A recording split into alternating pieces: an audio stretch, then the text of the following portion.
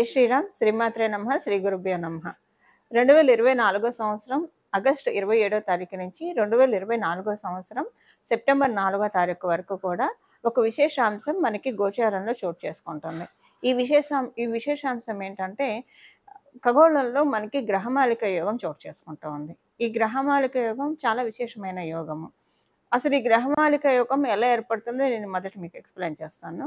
వృషభ రాశిలో గురుదేవుని సంచారము, మిథున రాశిలో మంగళుని సంచారము, కర్కాటక రాశిలో వక్రించిన బుధుని సంచారము, సింహరాశిలో రవి సూర్యనారాయణ మూర్తి సంచారము, కన్యా రాశిలో శుక్రుడు మరియు కేతువు వీళ్ళిద్దరి సంచారం జరుగుతుంది. అంటే ఇప్పుడు వృషభ రాశి మొదలుకొని కన్యా రాశి వరకు కూడా మనకి గ్రహమాలిక యోగము జరుగుతుంది. ఈ గ్రహమాలిక యోగం మనకి పరాశర సంహితలో 300 పైచిలుకు యోగాలు ఉన్నాయి. ఈ యోగాలు ఏంటంటే మంచిది. అంటే యోగాలు చాలా మందికి ఉంటాయి, ఉండవు. యోగాలు ఎలా ఉంటాయి, అవయోగాలు కూడా ఉంటాయి. అయితే ఈ యోగాలు ఉన్నప్పుడు కొంతమందికి అన్ని యోగాలు అయితే ఎవరి జాతకాల్లో ఉండవు అనుకోండి. మనకి పరమాత్ముడు జన్మ తీసుకున్నప్పుడు మర్యాద పురుషోత్తముడైన శ్రీరామచంద్రమూర్తి, శ్రీకృష్ణ పరమాత్ముడు ఇలా వాళ్ళు జన్మ తీసుకొని దేశాన్ని మన జనాన్ని ఉద్ధరించడానికి వచ్చినప్పుడు వాళ్ళకి ఉంటాయి. కానివ్వండి, సాధారణంగా అందరి జాతకాల్లో ఇన్ని యోగాలు ఉండవు. అందులో ఈ గ్రహమాలిక యోగం చాలా విశేషమైన యోగం. అసలు ఈ గ్రహమాలిక యోగం అంటే ఏంటో నేను మీకు మొదటగా ఎక్స్ప్లెయిన్ చేస్తాను. ఇప్పుడు పూలు తెస్తాము, మనం దేవుడికి ఆ పూలు ఇప్పుడు మల్లెపూలు సంపంగులు కావచ్చు, లేదంటే ఈ సన్నజాజి పూలు, విరజాజి పూలు ఇలాంటివి దండ కట్టే మాల కట్టే పూలు కొన్ని తెచ్చాం, కనకాంబరాలు ఇలాంటివి తెచ్చినప్పుడు మామూలుగా అలాగా ఉంటే విడివిడిగా పెట్టుకోలేం కదా. మనం తల్లైనా పెట్టుకోలేం, భగవంతుడికి కూడా పెట్టలేం. భగవంతుడికి పెట్టినా మాల కట్టి పెడితే అందం వేరుగా ఉంటుంది. ఈ గ్రహమాలిక యోగం అంటే ఎలా ఉంటుందంటేనండి, అంతే పనులు. అంటే ఇప్పుడు సపోజ్ ఎవరికైనా గ్రహమాలిక యోగం జన్మజాతకంలో ఉంటే వాళ్ళ జన్మజాతకంలో మిగతా యోగాలు కూడా ఉంటాయి కదా. ఈ గ్రహమాలిక యోగం ఏం చేస్తుందంటే అది ఎప్పుడు యాక్టివేట్ అవుతే వాళ్ళకి ఇంకా పర్మనెంట్గా లైఫ్ లాంగ్ ఆ యోగాలు వాళ్ళకి కలిసి వస్తాయో అప్పుడు యాక్టివేట్ చేస్తున్నాయి. ఇప్పుడు కొన్ని యోగాలు ఉంటాయి, అవి యాక్టివేట్ అవ్వకూడని సమయంలో యాక్టివేట్ అయ్యాయి అనుకోండి, అవి అసలు తెలియకుండానే వెళ్ళిపోతాయి. అసలు వాటి వల్ల ఉపయోగం ఉండదు, ఫలితం కూడా ఉండదు. ఇప్పుడు కొంతమందికి చిన్నతనంలో కొంత నేమ్ అండ్ ఫేమ్ వస్తుంది. అప్పుడు వాళ్ళకి అంత పెద్ద తెలియని కూడా తెలియదు. అదే నేమ్ అండ్ ఫేమ్ వచ్చిందని వాళ్ళకి ఎంజాయ్ చేసే ఇది కూడా ఉండదు, ఏదో కొంత తెలుస్తుంది. మళ్ళీ వాళ్ళు పెద్ద అయ్యాక ఆ నేమ్ అండ్ ఫేమ్కి దూరం అయ్యి బాగా స్ట్రగుల్ అవుతారు. సో వాళ్ళు కరెక్ట్గా టీనేజ్లోనో కొంచెం ఏజ్ ఇప్పుడు 25 క్రాస్ అయినప్పుడు వస్తే వాడికి తెలుస్తుంది దాన్ని ఎలా పట్టుకోవాలి ఏంటి అన్నది. ఇదే మీకు ఇంకా అర్థమయ్యేది చెప్పాలంటే, పసిపాప పుడితే కనుక ఫస్ట్ పాలు ఇస్తాము, తర్వాత సెర్లాకు కొంచెం పళ్ళు ఇలాంటివి పెడతాం 3వ నెల నుంచి, అరటిపండు ఇలాంటివి నెమ్మదిగా అలవాటు చేస్తాం, క్యారెట్ ఉడకేసి పెడతాము. తర్వాత అన్నప్రాసం చేసినప్పుడు రవ్వన్నం ఉడకేసి పెడతాం, కొంచెం పరవన్నం పెడతాం, తర్వాత రవ్వన్నం ఉడకేసి పెడతాం. తర్వాత నెమ్మదిగా అంచెలంచెలుగా వాళ్ళ డైజెస్టివ్ సిస్టమ్కి ఘన పదార్థాన్ని అలవాటు చేసి ఆ తర్వాత మనము నెమ్మదిగా రైసు అవన్నీ మనం అలవాటు చేస్తాం. ఇంకేవైనా సరే నెమ్మదిగా 1 by 1 ఇంక్లూడ్ చేసుకుంటూ వెళ్తాం. కానీ అన్నప్రాసం రోజు ఆవుకి అన్నం పెడితే ఇండైజెషన్ వచ్చేస్తుంది. అసలు ఎవరం అలా చేయము. ఈ గ్రహమాలిక యోగం కూడా అలానే. అంటే అలాగని వాళ్ళ ఇళ్లలో లేదా, వాళ్ళు పెట్టడానికి లేదా పిల్లలకి, వాళ్ళ దగ్గర పంచపక్ష పరమాణాలు పెట్టే స్థాయి ఉన్నా పెట్టరు. ఎందుకు పెట్టరు? పెద్దవాళ్ళు పిల్లల డైజెస్టివ్ సిస్టము అంతా చూసుకొని జాగ్రత్తగా పెడతారు. సో ఒక పసిపాపని తల్లిదండ్రులు ఎంత కేర్ తీసుకొని ఎలా పెడితే వాళ్ళకి ఇప్పుడు మనం పెట్టే ఆహారం వల్లే కదా వాళ్ళకి ఆరోగ్యము, ఎలా పెడితే వాళ్ళకి ఆహారము వాళ్ళు చక్కగా తుష్టిగా పెరుగుతారో, వాళ్ళ మైండ్ ఇంకా చక్కగా పెరుగుతుందో, ఏమేం పనులు వాళ్ళ చేత చేయిస్తే ఆ ఆటలు ఆడించడము, వాళ్ళని మానసికంగా యాక్టివ్గా ఉంచడం, ఇలాంటివన్నీ కూడా చాలామంది మనందరం చేస్తూ ఉంటాం కదా. సో మనం తల్లిదండ్రులుగా ఎవరి దాకెందుకు, మనం మన పిల్లల్ని చిన్నప్పటి నుంచి ఎంత జాగ్రత్తగా పెంచుకుంటూ వచ్చామో అదే గ్రహమాలిక యోగం అండి. గ్రహాలు మనల్ని చక్కగా పెంచుతాయి. అంటే ఎలా అంటే మీకు ఇక్కడ అర్థమయ్యేది చెప్పాలంటే, మన జన్మజాతకంలో ఉన్న యోగాలు కరెక్ట్ టైంలో అవి యాక్టివేట్ చేస్తాయి. ఎప్పుడు యాక్టివేట్ అయితే అవి ఇంకా మనకి లైఫ్ లాంగ్ పర్మనెంట్గా ఉంటాయో. ఇప్పుడు కొంతమంది జీవితాల్లో చూడండి, ఒక స్టేజ్ పాయింట్ వచ్చిన తర్వాత వాళ్ళకి లైఫ్ ఎలా టర్న్ అవుతుందంటే అక్కడి నుంచి వాళ్ళు ఇంకా వెనక్కి తిరిగి చూసుకునే అవసరమే రాదు. ఇలా మన చుట్టూ ఉన్న వాళ్ళది లేదా కొంతమంది లైఫ్లో మనం ఈ మాట వింటూ ఉంటాం కదా, ఆ రోజు నుంచి నాకు వెనక్కి తిరిగి చూసుకునే అవసరం జీవితంలో నాకు డెస్టినీ కనిపించలేదు, ప్రకృతి మాత కల్పించలేదు అని చెప్తారు కదా. అది ఈ గ్రహమాలిక యోగం ఎవరికైతే ఉంటుందో మిగతా యోగాలు ఎప్పుడు యాక్టివేట్ చేయాలి. కొంతమందికి చిన్నప్పటి నుంచి జ్యోతిష్యులు కావచ్చు, పండితులు చెప్తూ ఉంటారు. మీకు ఈ యోగం ఉంది, ఆ యోగం ఉంది, ఈ టైంలో బాగుంటుందని చెప్పి. సో జనరల్గా ఏంటంటే చాలామంది అనుకుంటారు చేతిరేఖలు చూసి బాగుందని చెప్పారు, ఇవన్నీ చూసి చెప్పారు, కానీ కొన్నిసార్లు అవేమి చూడట్లేదని. వాళ్ళకి గనక గ్రహమాలిక యోగం అంటే ఎప్పుడు యాక్టివేట్ చేయాలో అప్పుడు యాక్టివేట్ చేస్తున్న ఆ యోగాన్ని. అప్పుడు యాక్టివేట్ చేసిన తర్వాత ఇంకా వాళ్ళకి లైఫ్లో ఏ విషయంలో కూడా తిరిగి చూసుకునే అవసరం డెస్టినీ వాళ్ళకి కల్పించదు. అలాంటి వాళ్ళకి ఈ గ్రహమాలిక యోగం ఉంటుంది. ఒకసారి వచ్చిందంటే ఇంకా అది లైఫ్ లాంగ్ స్టాండ్ బై అయిపోతుంది అనమాట. సో అందువల్ల అంటే ఇప్పుడు ఇప్పుడు మన తాత ముత్తాతలు ఉంటే కనుక ఆస్తిపాస్తులు ఏం చేస్తారు, పిల్లలకి ఇవ్వరు, మనవల్లో మనవరాళ్ళకు ఇస్తారు. అది చక్కగా వాళ్ళు పెద్ద ఈ వయసు వచ్చాక ఇస్తారనమాట. సో అంటే ఏదైనా పెద్దవాళ్ళు మనల్ని ఎంత చక్కగా అవసరమైనప్పుడు ఇస్తూ ఉంటారు, పెద్దవాళ్ళు మనల్ని ఎంత చక్కగా లాలిస్తూ పాలిస్తూ ఉంటారో గ్రహ దేవతలు మనల్ని పాలించే సమయము ఎవరికి ఉంటుందంటే ఈ గ్రహమాలిక యోగం ఎవరికైతే ఉంటుందో వాళ్ళకు ఉంటుంది. సో ఇదేంటంటే ఒక అలైన్మెంట్ ఆఫ్ ప్లానెట్స్ అనమాట. అవన్నీ కూడా ఒక క్రమశిక్షణతోటి ఎప్పుడు ఏ పనులు చేయాలి. ఇప్పుడు చూడండి, ఉదయం లేవగానే చక్కగా మన నిత్యకృత్యాలు అయిన తర్వాత బ్రేక్ఫాస్ట్ తిని తర్వాత మధ్యాహ్నం లంచ్ చేసి తర్వాత డిన్నర్ చేసి మనం మన పనులు చేసుకుంటాం. అలా కాకుండా ఉదయం లేవంగానే భోజనం చేయలేం కదా. భోజనం చేస్తే అది వేరే, భోజనం చేయడం తప్పని నేను చెప్పట్లేదు, బట్ ఒక ఆర్డర్లో వెళ్ళడం అనమాట. ప్రతి పని కూడా మనకి ఏ టైంలో ఏది జరగాలి. సో రాత్రిపూట టైంకి నిద్రపోవడం, పొద్దున్నే లేవడము, టైంకి అన్నం తినడము, మనకి ఆయుర్వేద శాస్త్రంలో ఎలా చెప్పబడిందో, ఎలా ఆహారం తీసుకుంటే మనకి ఆరోగ్యం బాగుంటుందో ఆ విధి విధానాలతో మనం ఆహారం అది తీసుకుంటే ఏమవుతుంది, మన ఆరోగ్యం చాలా బాగా ఉంటుంది. మన ఆరోగ్యం బాగా ఉంటే ఇక్కడ ఈ ఆరోగ్యం బాగా ఉంటే ఈ ఆరోగ్యం బాగా ఉంటుంది. ఈ 2 ఆరోగ్యాలు బాగా ఉంటే మనకంతా కూడా పర్ఫెక్ట్గా వెళ్తుంది. సో ప్రతిదీ కూడా చక్కగా అలైన్ అయ్యే విధంగా ఒక గార్లెండ్ అనుకోండి, ఒక దండలాగా ప్రతిదీ పూసగుచ్చినట్లు చెప్పాలా అని అంటారు. అది మీరు వినే ఉంటారు కదా, ప్రతిదీ పూసగుచ్చినట్టు చెప్పాలి వీళ్ళకని. మనుషులు చెప్పినా చెప్పకపోయినా గ్రహ దేవతలు మనకు చెప్తాయి, మనకు ఆలోచనలు ఇస్తాయి. ఒరేయ్ ఈ టైంలో ఈ పని చెయ్యకు, ఇది నీకు ఇబ్బందిని కలగజేస్తుంది ఖచ్చితంగా అని చెప్పి ఆపేస్తుంది కొన్ని పనులు. తర్వాత వాళ్ళు అనుకుంటారు ఆ రోజు ఆ పని చేయడం ఆపేసి చాలా మంచి పని చేశానని చెప్పి. లేదా ఒక్కొక్కసారి స్టెప్ తీసుకోకపోతే ఇప్పుడు ఈ స్టెప్ తీసుకోకపోతే నువ్వు మిస్ అయిపోతావు అని మనకి చెప్తూ ఉంటుంది, మన అంతర్వాణి చెప్తూ ఉంటుంది. సో ఒక్కొక్కసారి మన అంతర్వాణి చెప్పింది మనకి చాలా బాగా కలిసి వస్తుంది. అది ఎవరికి కలిసి వస్తుంది, ఈ గ్రహమాలిక యుగం ఎవరికైతే ఉంటుందో వాళ్ళకి మాత్రమే ఈ కలిసి వచ్చే అంశం ఉంటుంది. సో మిగతా వాళ్ళకి అందరికీ ఇలా ఉంటుందని చెప్పలేను, అది వాళ్ళు తీసుకునే వాళ్ళ థాట్ ప్రాసెస్ని బట్టి ఆధారపడి ఉంటుంది. ఇప్పుడు మనం సింపుల్గా చెప్పాలంటే ఈ గ్రహమాలిక యోగం అందరికీ అప్లికేబిలిటీ ఉంది, ద్వాదశ రాశుల వాళ్ళకి కూడా. ఇది వృషభ రాశి మొదలుకొని కన్యా రాశి వరకు 5 రాశుల్లో ఈ యోగం ఏర్పడుతుంది. ఈ యోగం చాలా మంచి ఫలితాలను ఇస్తుంది. అసలు ఇప్పుడు ఈ యోగం ఏ ఫలితాలను ఇస్తుందో మనం ఒక్కొక్క రాశి వాళ్ళకి విడివిడిగా మనం తెలుసుకుందాం. కర్కాటక రాశిలో పుట్టిన వారికి మీకు లాభస్థానంలో మొదలయ్యి తృతీయ స్థానంలో ఇది ఎండ్ అవుతూ ఉంది. తృతీయాల్లో ఎండ్ అవటం వల్ల మీకు మౌత్ పబ్లిసిటీ బాగా ఉంటుంది. మీ గురించి అందరూ కూడా మంచిగా మాట్లాడుకుంటారు.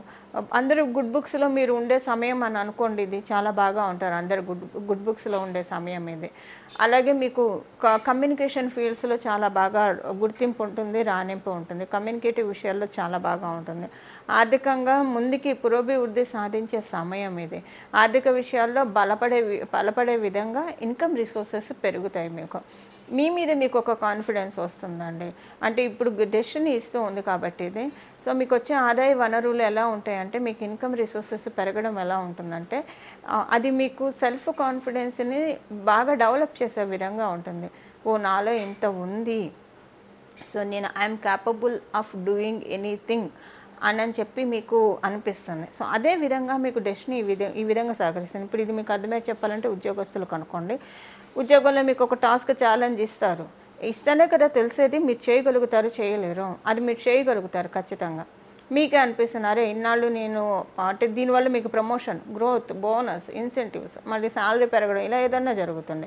అది మీకు అప్పుడు మన కష్టం మనకి రిటర్న్ ఇచ్చిందంటే చాలా బాగా ఉంటుంది కదా. ఇప్పుడు మీరు ఒక చిన్న మొక్కను పెంచండి, ఆ మొక్కకి పువ్వు వస్తే లేదా ఒక ఫలం వస్తే ఎంత ఆనందంగా అనిపిస్తుంది మనం కష్టపడి పెంచామని.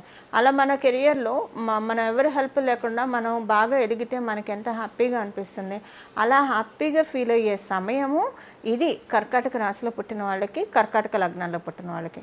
సో ఎలా చూసుకున్నా కర్కాటక రాశి, కర్కాటక లగ్నంలో పుట్టిన వాళ్ళకి ఇది చాలా మంచి ట్రాన్సిట్. ఈ గ్రహమాలిక యోగం చాలా మంచి యోగాన్ని ఇస్తుంది. అసలు గ్రహమాలిక యోగం మీ రాశి వాళ్ళకి ఎలాంటి విశేషాలను సూచిస్తుంది ఈ విషయం మనం చూసాం కదా. ఈ విశేషాలన్నీ బాగున్నాయి, ఇవి మీకు వర్తిస్తాయి, గోచారంలో వచ్చింది కాబట్టి వర్తిస్తాయి. ఒకవేళ సపోజ్ ఇప్పుడు మీ జన్మజాతకం తీసుకోవడానికి సపోర్టింగ్గా లేదే అనుకోండి. తీసుకోవడానికి సపోర్టింగ్గా లేదు అంటే ఏంటంటే, ఇప్పుడు ఒక అల్సర్ పేషెంట్కి మనం ఏదైనా హాట్ ఇస్తే తింటే కడుపులో మంటలు వచ్చేస్తాయి, లేదా ఒక షుగర్ పేషెంట్కి స్వీట్ బాక్స్ ఇస్తే ఇన్సులిన్ స్టేజ్లో ఉన్నప్పుడు అది తీసుకుంటే దానికి వాళ్ళు మళ్ళీ రకరకాలు చేసుకొని తినాల్సి వస్తారు, అసలు తినకుండా ఉంటారు. అది ఒక ఇది ఉంటే మన జన్మజాతకంలో కనుక బాలేని పాయింట్స్ ప్రస్తుతం జరుగుతూ ఉంటే ఈ గోచారంలో ఎన్ని యోగాలు వచ్చినా వాళ్ళకేం ఉపయోగం ఉండదు, అవన్నీ కూడా నిరుపయోగం అయిపోతాయి. ఆ గోచారంలో వచ్చిన యోగాలు ఏవి కూడా వాళ్ళు తీసుకోలేరు. సో దీనికి నేను మీకు ఒక చిన్న ఎగ్జాంపుల్ చెప్తానండి. ఇది నా లైఫ్లో అంటే నేను చూసిన విషయం. మాకు తెలిసిన వాళ్ళకి ఎక్కడో బాగా దూరంగా ఉన్న వాళ్ళకి తెలిసిన సంఘటన. నేనే అయ్యో అని అనుకున్నాను.